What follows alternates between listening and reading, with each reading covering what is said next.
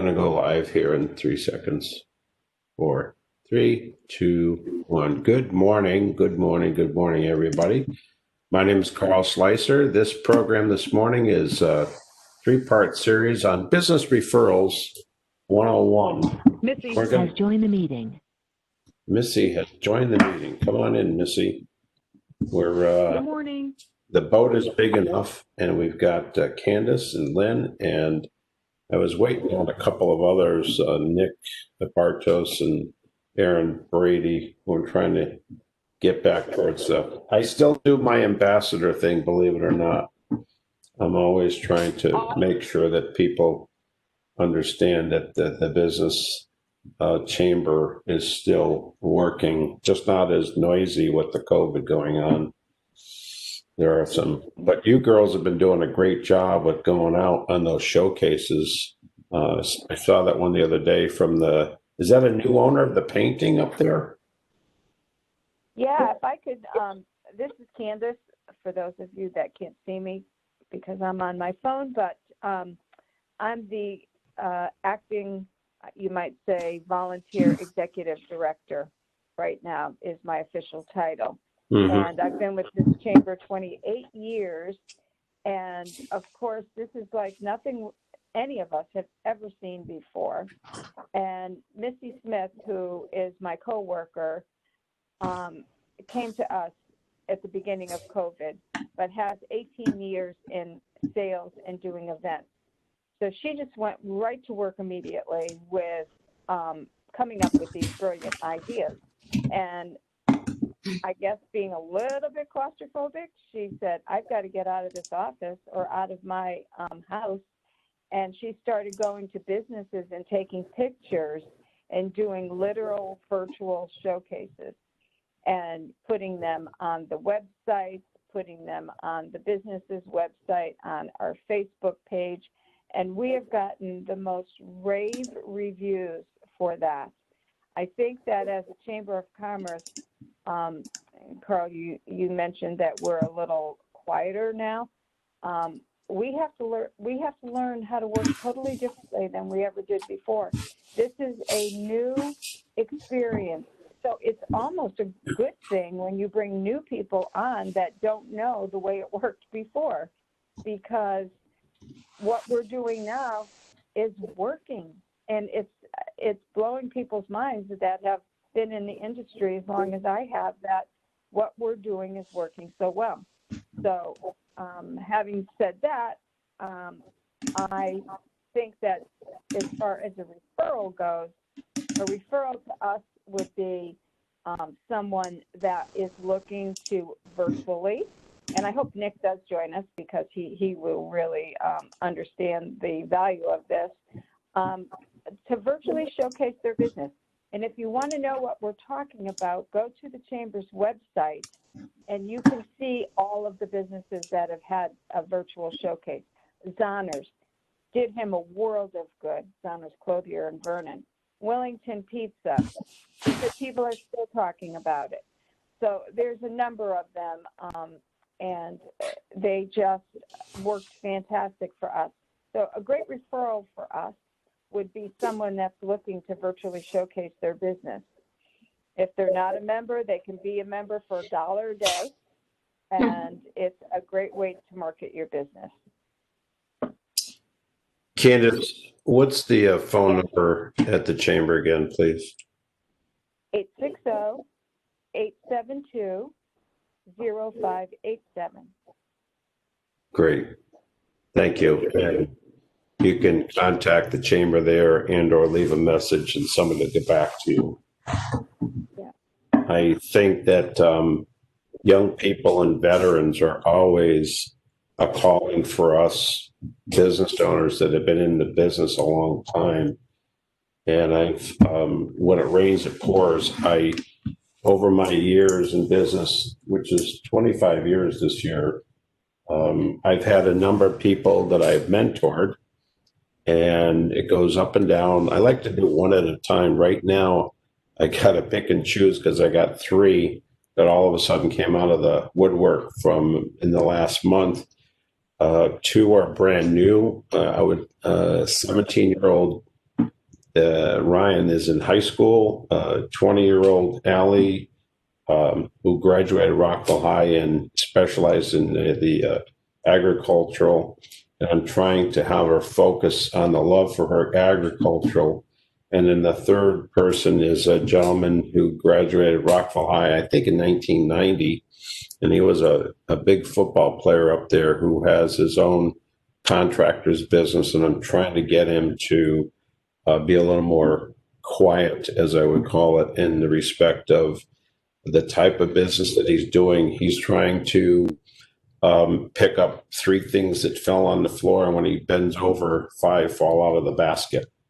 Is my analysis. So if we can go into part 1, and I am recording this for practicalities of people that couldn't make it today. It is snowing out, so let's say it's a snow day. People are saying, "Oh no, you can't get in," because sure you can. Today's day and age, we got every Zoom webinar answer that you can imagine. So anyways, I've broken this business referrals down to a 3-part process, simple, medium, and advanced. So we're going to cover the simple today. And what exactly is a referral? Well, a referral could be a lead, a recommendation, or even a review. In the beginning, the caveman made referrals too. When he found a great water source or green leaves in a pasture or a good place to make clubs, he let his wife and his friends know. And that's the way we develop little villages. We do leads, recommendations, and reviews in our society. So I think one of the first that I can remember referrals being prominent in the business is multi-level marketing. And if you go back to multi-level marketing, the company that was very prominent, whether it be an Amway or a Mary Kay, one of the things that they did is they had you take a list of family and friends to approach them, and so you could review your business with them.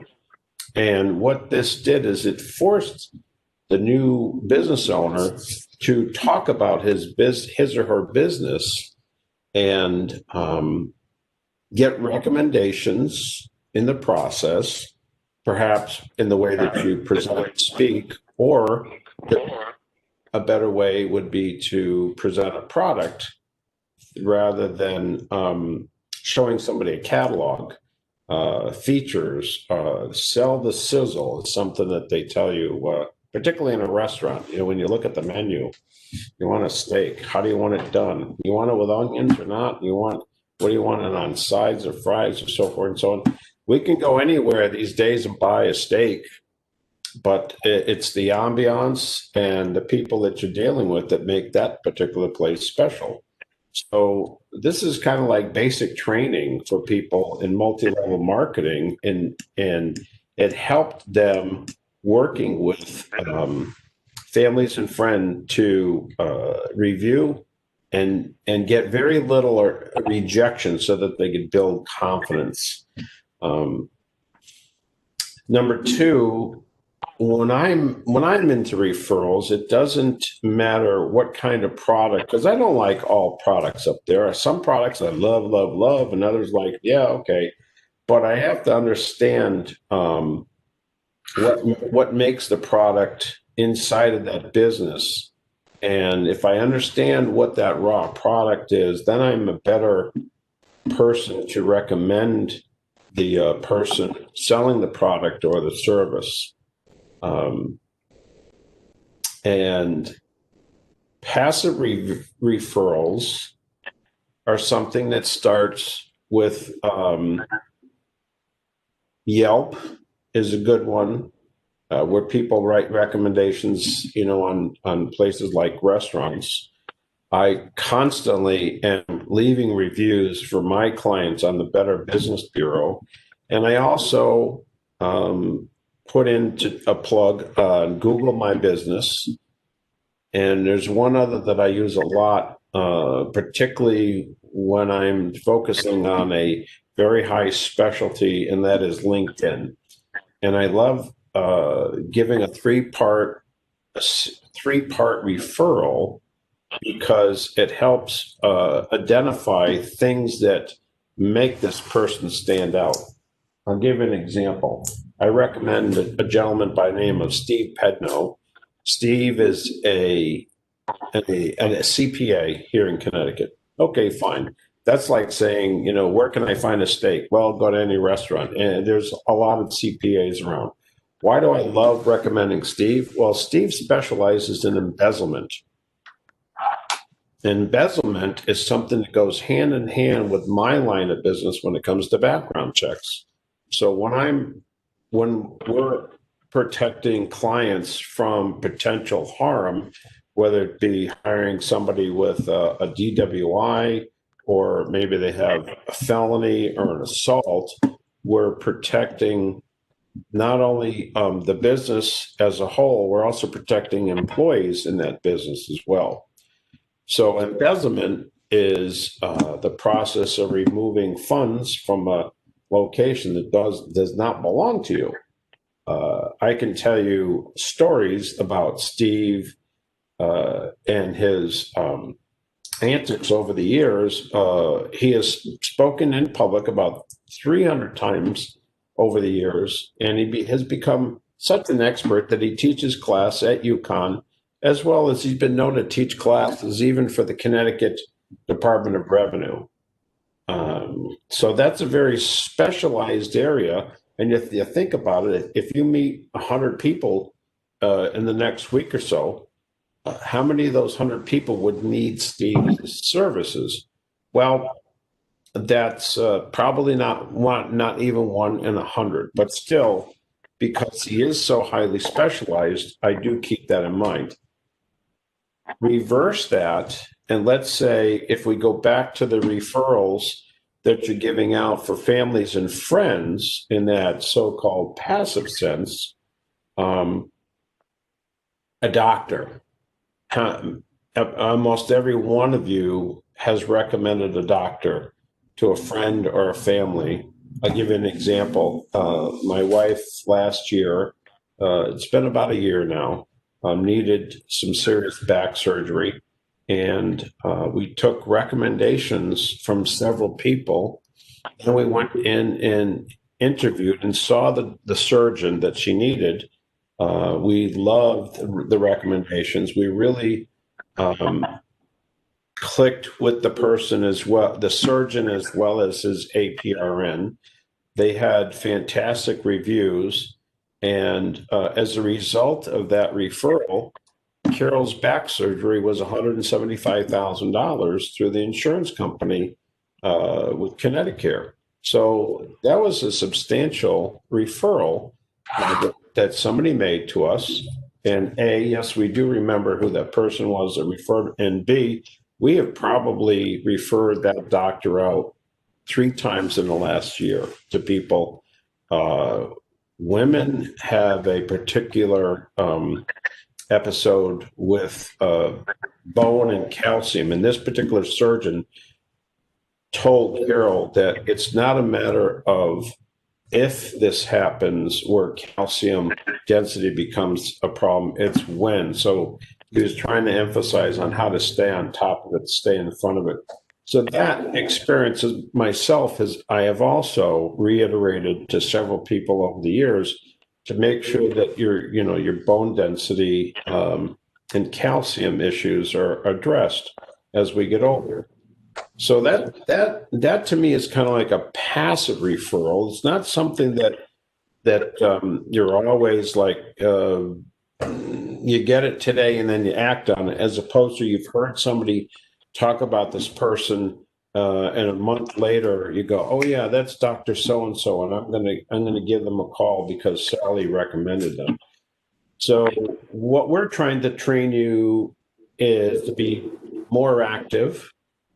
And the reason why this activity develops relationships is because I think it goes back to the aspect of it's better to give than to receive. I was taught that as a child, and I try to practice that continually. And I think it's a wonderful practice. It's not something that you can score and say, okay, one for you, one for you. It's more like one for you, and then that person's life is enhanced, and then that person passes on a referral, and that person's life is enhanced. So it's great for the community. It's great for humanity.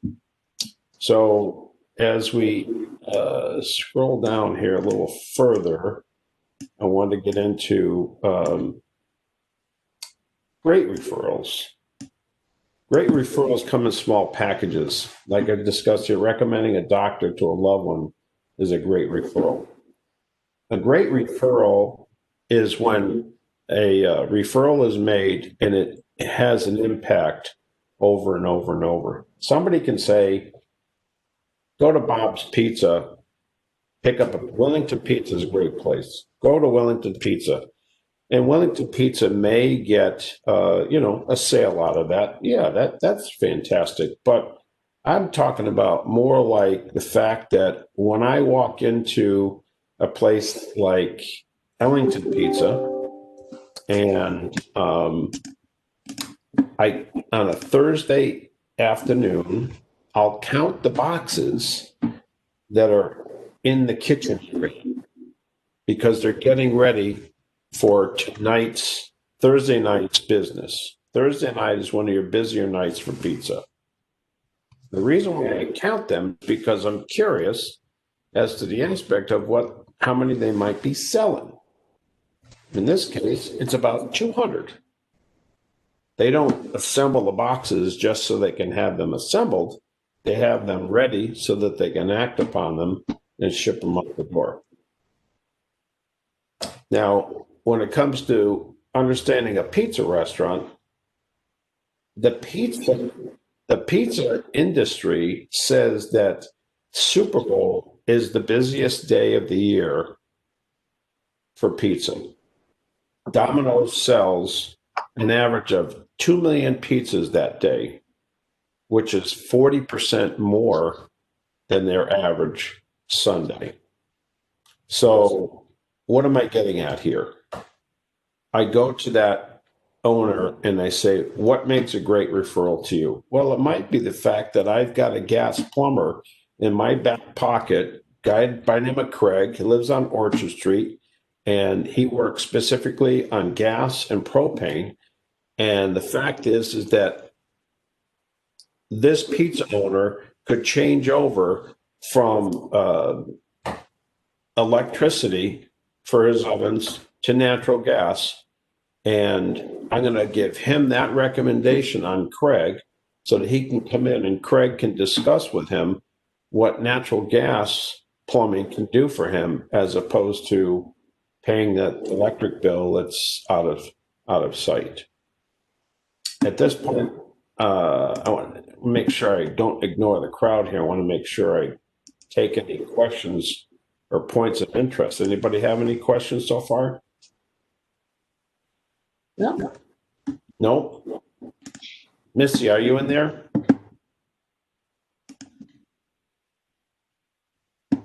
I'm here, Carl. I just had it on mute so you don't hear my phone ringing. Okay. How are we doing on the presentation? Great. Sounds Are great. you are you dialed in on phone too? I'm dialed in on the phone, yeah. Oh, you're both on the phone here this morning. Okay. All right, cool. All right. So People are stopping by. what's that? And also, So we also, don't, Carl, we're a people are stopping by. non-profit, so we don't have great computers here. Oh, uh-oh. I'm sorry about that. But we have good phones. That's good. That's good. You need good throughput for that, that's for sure. Okay, so continuing on, understanding where great leads come from. And that is sometimes it has to weigh on how you delineate success. I use Outlook, and I have used Outlook for many, many years. And I can tell you that I just before I went live this morning, I went into my Outlook and I typed in the word referral. And I have 552 contacts with the word referral in the notes, where that referral was either given out or came into our business as a result of the transaction. And those are from referral programs that we put in place. For instance, we have, let's say, an average of maybe 4 companies right now where we have referral programs where we have contacted them, they have vetted us, and they have a need for our services. I'll give you an example with the older one.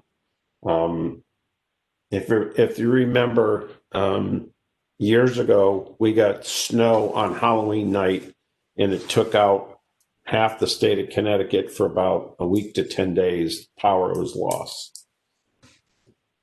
I opened up a brand new relationship with a company in Jacksonville, Florida, and they are a contractor referral company that works for insurance companies. So when you have a fire, a flood, a famine, an incident of such where you need to call a service pro, a service master, a rainbow company, all of those type of international companies, they are already pre-approved by this particular contractor referring agency that does the insurance accumulation and loss in the process of the claim.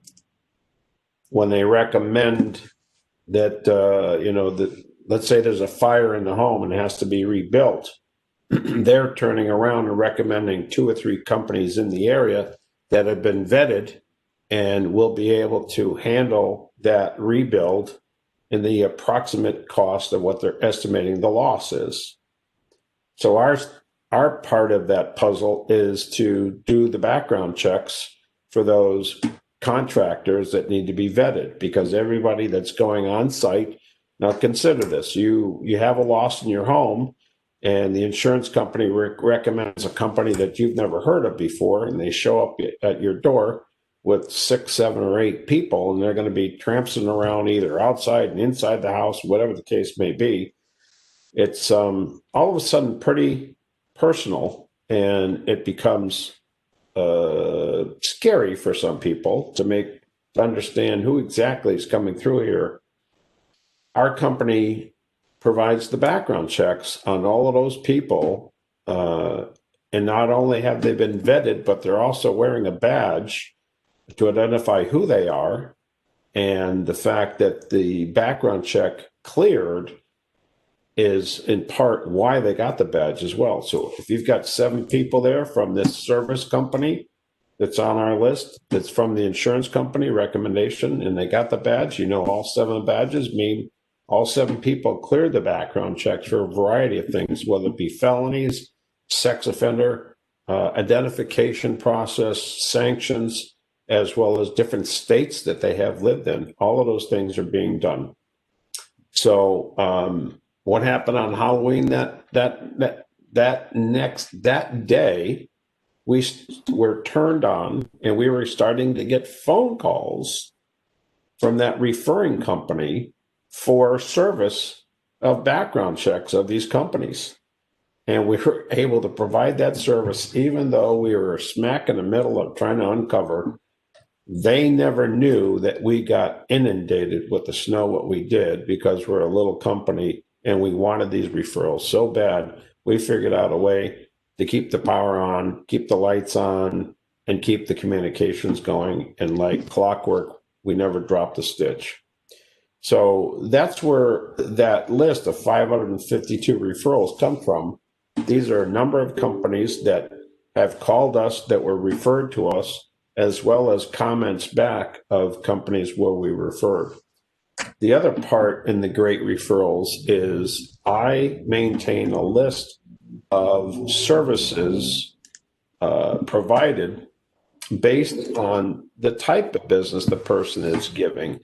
I was always under the assumption that, it's great to have a lawyer in your pocket, a carpenter, this or that. And I learned through a program called 3 Million% Growth that that's not necessarily true. And there's a couple of reasons for it, mainly because um, my geographic reach is probably a little bigger than I think.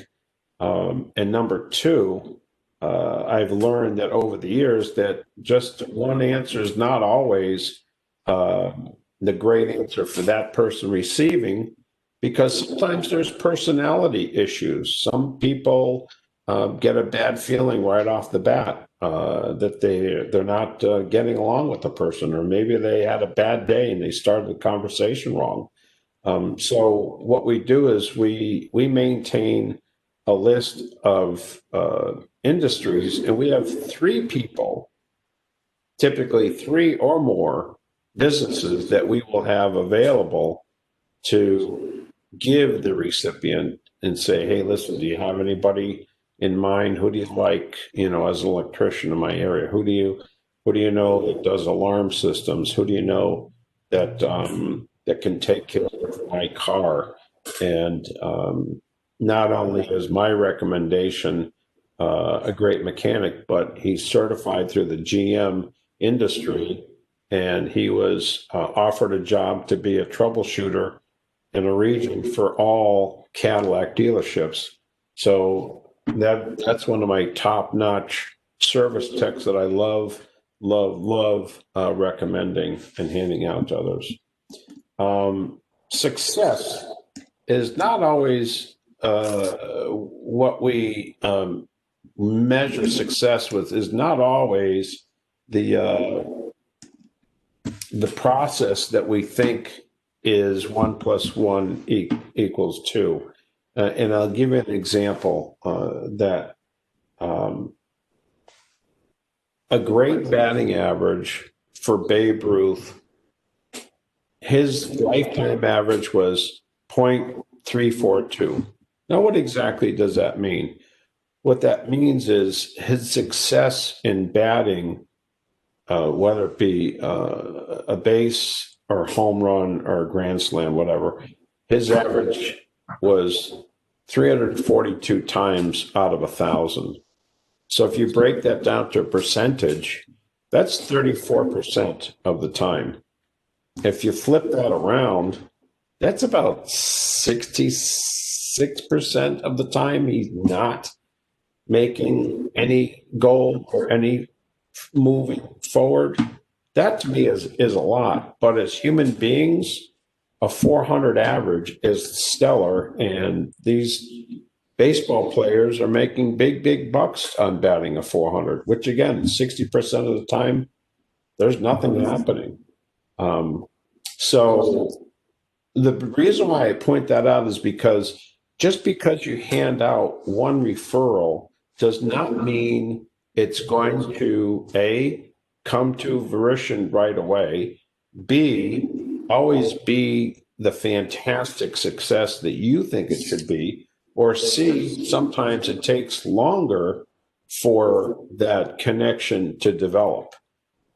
So even though you're not hearing back, you're not getting good feedback, or maybe your feedback is none, it doesn't mean that you have to stop referring. It just means that overall the process takes time to grow, just like planting new grass. I mean, here in Ellington, where I live, about a month ago, I watched this family completely rip off the front lawn and start over with overseeding, and they blow, and it looks like it's a bluish green. And I'm thinking, why would you want to be doing this now when we're right smack in the middle of a drought? Doesn't that mean that you got to keep watering this over and over and over? Well, there's your answer. I go by that place every day, and all of a sudden it's taken off, and it looks like nothing ever happened, like it's been there for years and years and years.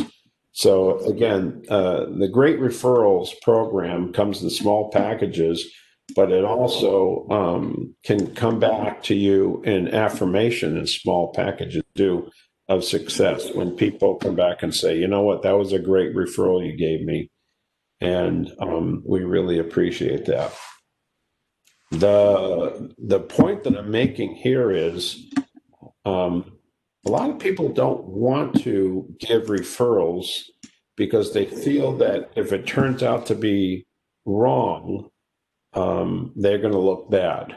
And I really don't think that that's necessarily true, because as adults, we all realize that there are some realities in life that we just don't have controls over, and right place, right time, and right message are important. There's three parts to that: right time, right place, right message. And if you're missing one of those three or more, it may not come to fruition as we want it to be. So, and everybody has had a bad day one time or another. And somebody comes back and says, hey, I really didn't like that guy that you gave me because, I called him up and, he was very abrupt and wouldn't spend any time with it. Like, well, okay. We also found out that, 3 weeks later, he was going through some very, very bad health issues that nobody was aware of. And we have to be kind in that respect. The other thing too is, I think the pressure that you put on yourself with one referral is a little less if you give them more than one option. Look at Yelp. You don't get 100 reviews where they're all just 5 stars. You look on Amazon and you look at a book, and it's going to be 4.5. It's going to be 3.9. It's going to be 2.8 out of the last 1,000, 3,000, 5,000 recommendations. How many stars if they give them out of 5? So again, if you look at that batting average that Babe Ruth had, he's got a .34, and you look at one of these books on Amazon, and there's only a .4.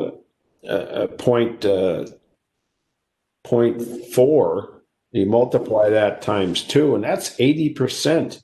That .4, that 4 stars, means that 80% of the recommendations were just extremely happy. So it's actually better than you thought, even though it's only 1 through 5. Again, I'll open this up to any questions out there. How are you doing, Candace? Are you still with us?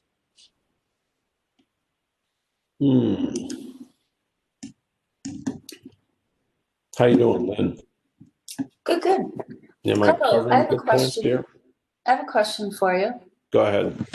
When do you think is the best opportunity to ask for a referral from a client? Well, there's a couple ways to do that. It depends on if it's for yourself or if it's for somebody else. If it's for yourself, quite often the best way to do that is when you've actually have provided them with a great result. Because the way that I tell our clients is when they're very happy with the way that things flowed, the timeliness, the pricing of the product, those are the 3 points that we're looking for. I say the reason why we are successful with this process is because we love doing business with you. We love protecting your business. We like the type of business that you're in. We think that your success is going to be paramount to the critical information that you're willing to listen to. For instance, this morning, Lynn and I had a situation where the manager in this business has a pretty bad background. And it was my job to pick up the phone and call the owner and tell them that there's a report coming to you. You're not going to like it. It's a felony from years ago where this person did 17 years in jail. It was a serious assault, and I'm sorry to be the bearer of bad news, But this is what we find. And they were actually aware and wanted to see if we had developed the information from 1999. And at that time, we were doing the job for them. And the fact is that when you're proud of the work that you're doing, I think that's an opportunity to ask them, is there anybody else that you know that might benefit from the finesse and the detail and the timeliness of this information that you need? Does that answer your question? Yes, thank you. Okay.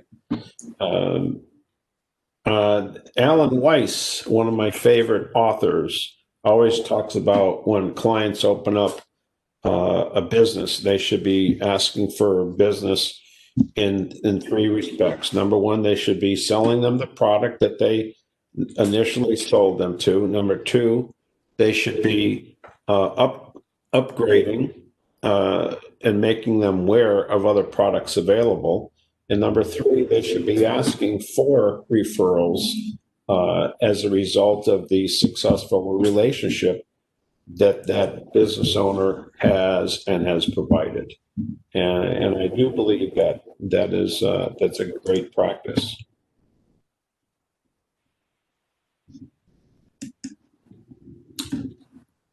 Are you still with us there, Candace?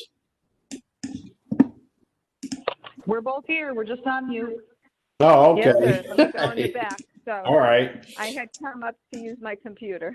I just wanted to make sure that there weren't any other questions on the call here. Nope, you're doing a great job, Carl. Okay, Great good. information. All right. So I'm going to wrap this up today. This is approximately the time that I wanted to get in here this morning. And I think it's been fun. I think it's been an opportunity. And I have, like I said, I've recorded this. So when it's been cleaned up, I'll give you guys the link so that you can place it wherever you want. If you want to put it up on your website, if you want to put it in an email or something like that, but they'll be able to review it and see it, and hopefully they'll prosper from it. Yes, and we will be continuing to promote it for the next Friday and the Friday after that. I think Cool. that just with things that it's a 3-part series, correct? That's correct. Yep. And I think that we, didn't have a whole lot of time this time, but I hope you saw the nice invitation that Missy did, and we'll just keep promoting that. And once it catches on, it will go well.